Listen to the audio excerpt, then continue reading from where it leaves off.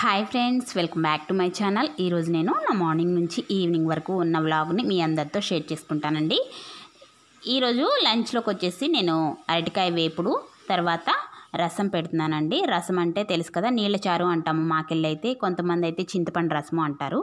దాన్నే పెడుతున్నాను అనమాట. దానికోసమే ఇదేమో సైడ్ డిష్గా అనమాట.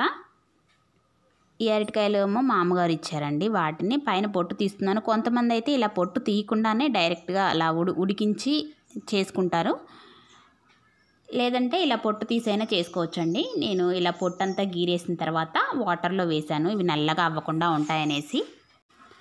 వాటర్లో వేయకపోతే ఏంటంటే కొంచెం నల్లబడతాయండి, అందుకోసం అనమాట. తర్వాత ఆయిల్ వేసి దానిలో పోపు గింజలు, ఎండుమిర్చి, కరివేపాకు, వెల్లుల్లిపాయలని కొంచెం కచ్చాపచ్చాగా దంచి వేసాను. ఇవన్నీ కూడా ఫ్రై అవ్వాలన్నమాట. ఇవన్నీ ఫ్రై అయిన తర్వాత దీనిలో మనం ముందుగా క్లీన్ చేసి వాటర్లో వేసాం కదా అరటికాయ ముక్కల్ని, వాటిని కూడా ఇందులో యాడ్ చేసుకోవాలి.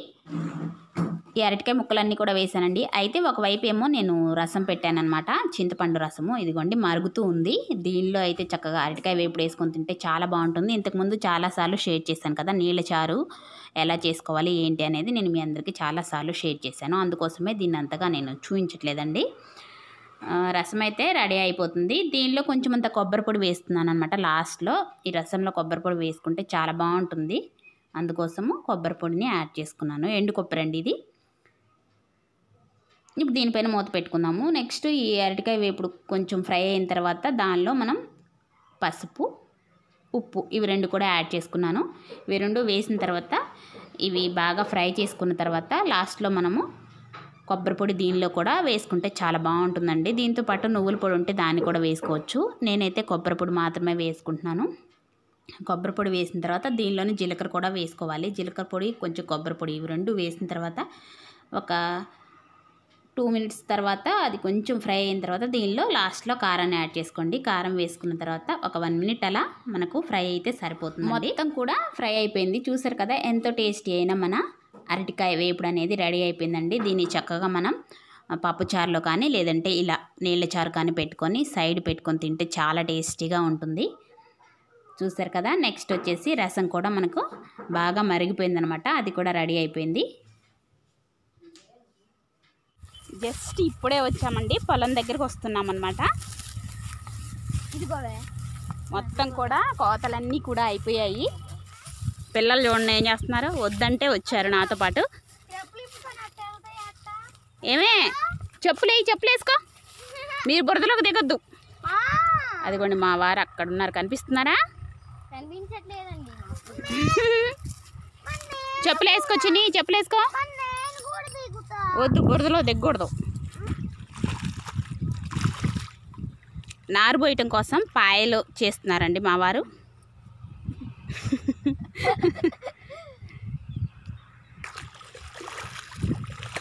ఏ చిన్ని నువ్వు బురదలోకి వెళ్ళకో,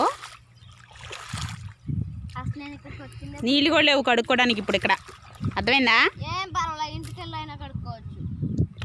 ఇంటికెళ్ళి కడుక్కుంటావా? అత్తా మీరిద్దరు దిగొద్దు సరేనా? ఇదిగోండి ఇక్కడ ఒక తాడు పెట్టారు కదా, కర్రకి ఇలా తాడు కట్టి, ఇదిగోండి ఇక్కడ ఒక తాడు, ఈ కర్రకి తాడు కట్టారు కదా. ఏ చిన్ని మీరెందుకు దిగుతున్నారా? ఈ తెలియని వాళ్ళు కూడా ఉంటారు తెలుసా మీకు, అందరికీ తెలుసు అంటున్నారు.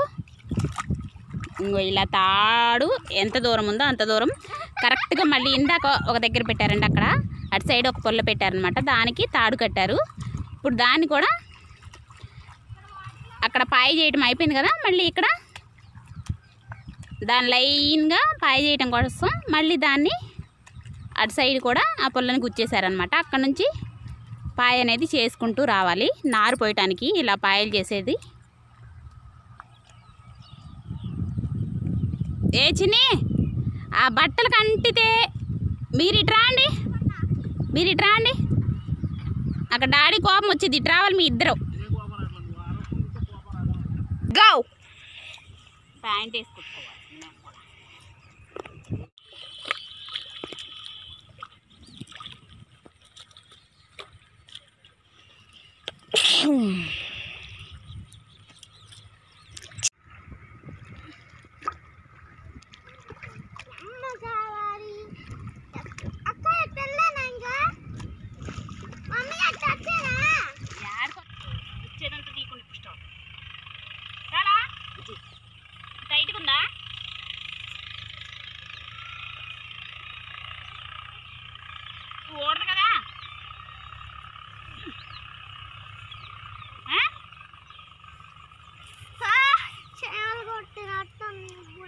నువ్వు బురదలోకి రావద్దు అందుకే.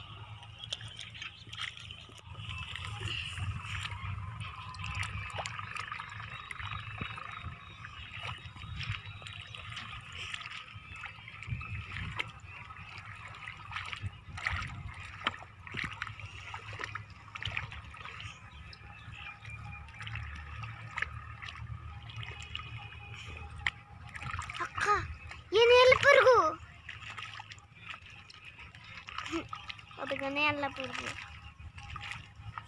उत नेल पुरुगु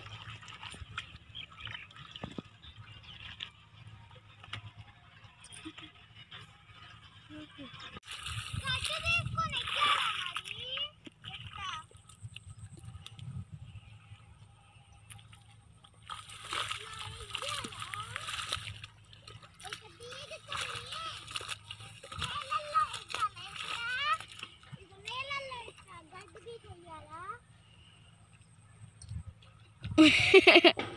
నీళ్ళల్లో ఎట్టగడ్డి బీకేయాలమ్మా.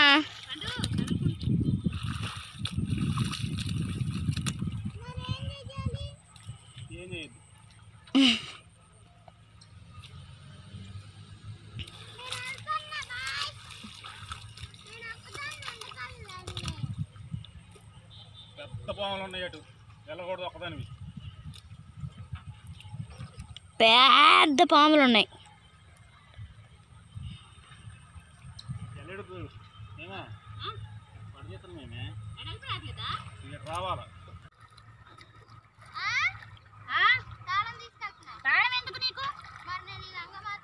అక్కడ ఆడుకోండి బాగానే ఉంది లంగా.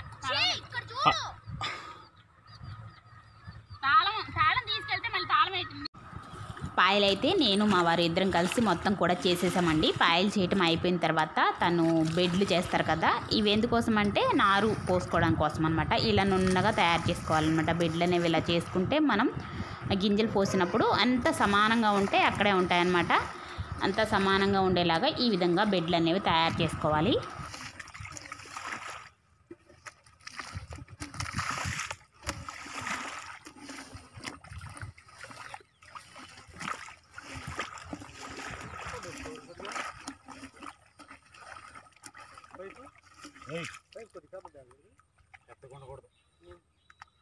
అందరూ కానీ అక్కడ పెట్టే ఇది చూస్తాను ఎట్లా ఉంటుందని. సరిపోద్దట నీళ్ళు రవి ఎప్పుడు పోతారంట. ఇదిగోండి ఒక బెడ్ అయితే చేసేసారు. ఇలానే మొత్తం కూడా బెడ్లన్నీ కూడా తయారు చేసుకోవాలండి.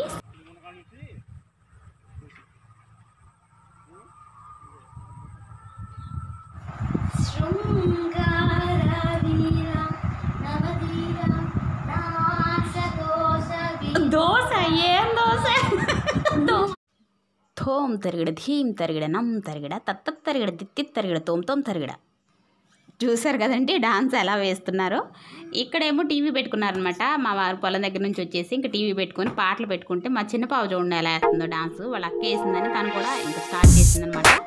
చూడండి ఎంత ముద్దుగా వేస్తుందో.